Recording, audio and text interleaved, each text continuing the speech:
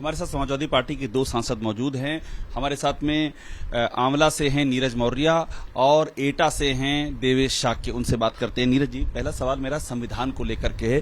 अखिलेश जी ने पीडीए की बात कही, आप लोग आज संविधान की प्रति लेकर के गए थे, ये मुद्दा आपके लिए कितना महत्वपूर्ण है? भी हमारे लिए संविधान से बड़ा कुछ नहीं है और ये संविधान की ही ताकत है कि हम जैसे अति पिछड़े समाज के लोग, सामान्य परिवार के लोग आज लोकसभा और विधानसभा में पहुंचे। तो संविधान से बड़ा कुछ है नहीं और संविधान सुरक्षित है। देश की जनता ने संविधान को बचाने के लिए वोट दिया है। उसके लिए मैं देश की जनता को, उत्तर प्रदेश की जनता को और आंवला की महान जनता का मैं आभार प्रकट करता हूं। दोनों लोग पीडीए से ताल्लुक रखते हैं। अखिलेश जी ने बड़ा पीडीए का जिक्र किया है। ये पीडीए का जो रथ है, लोकसभा हो गया, विधानसभा में यही रथ आगे बढ़ेगा पीडीए का? निश्चित तौर पे विधानसभा में पीडीए के माध्यम से ही हम लोग जनता में जाएंगे और जनता की बात करेंगे। इस बार जनता ने जो जनादेश दिया है उसका हम लोग बहुत बहुत आभार व्यक्त करते हैं और खासतौर से एटा लोकसभा के लोगों का मैं और वोटरों का बहुत आभार व्यक्त करता हूँ। ये जो पिछड़े और दलितों का भी वोट समाजवादी पार्टी को मिला है और बड़ा वो कहा जा रहा है कि वो एक गेम चेंजर है। ये जो हुआ है, इसके पीछे वजह आप क्या मानते हैं? ये कैसे हो गया? इसको लेकर के राजनीतिक पंडित भी हैरान हैं। अयोध्या से हमारे सांसद अवधेश प्रसाद जी, जो दलित समाज से आते हैं, उनकी जीत ने ये साबित कर दिया कि अब उत्तर प्रदेश में बगैर पीडीए के कुछ होने वाला नहीं है। ये लकीर खिंच गई है। लकीर बिल्कुल खिंच गई है और अब लोग ना तो हिंदू मुस्लिम में बंटने वाले हैं और ना आस्था में। राम हमारे भी हैं, सबके हैं, राम हमारे हृदय में वास करते हैं, लेकिन उनको राजनीति में जो खींच के बीजेपी लाई और उन्होंने तो पता नहीं कहां तक चले गए कि राम को हम लाए हैं, यहां तक आ गए।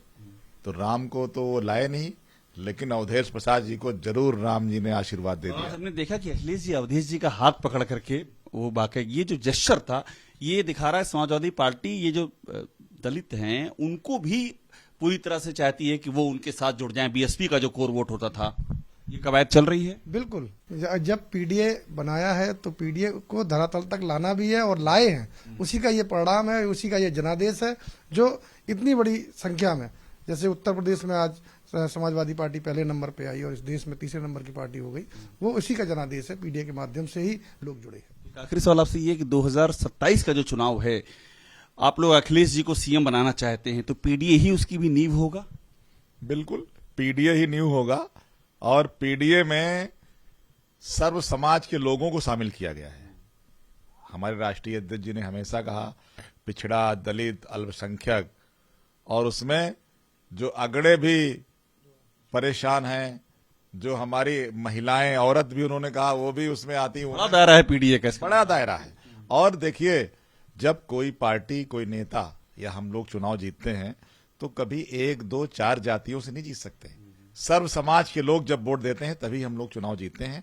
और इस बार समाजवादी पार्टी को, माननीय अखिलेश जी की सोच को उत्तर प्रदेश के सर्व समाज के लोगों ने समर्थन दिया है और उसी का परिणाम है कि उत्तर प्रदेश में सपा नंबर 1 पे आपको यकीन है 2027 में अखिलेश यादव सीएम बन जाएंगे यूपी के? निश्चित तौर पे पूरे भरोसे से बात कह रहे हैं आप लोग? बिल्कुल, क्योंकि तो बताई जा रही है कि अभी भी कांटे की हो सकती है। हम लोग 3 साल तक, जब तक चुनाव नहीं होता, चैन से बैठेंगे नहीं।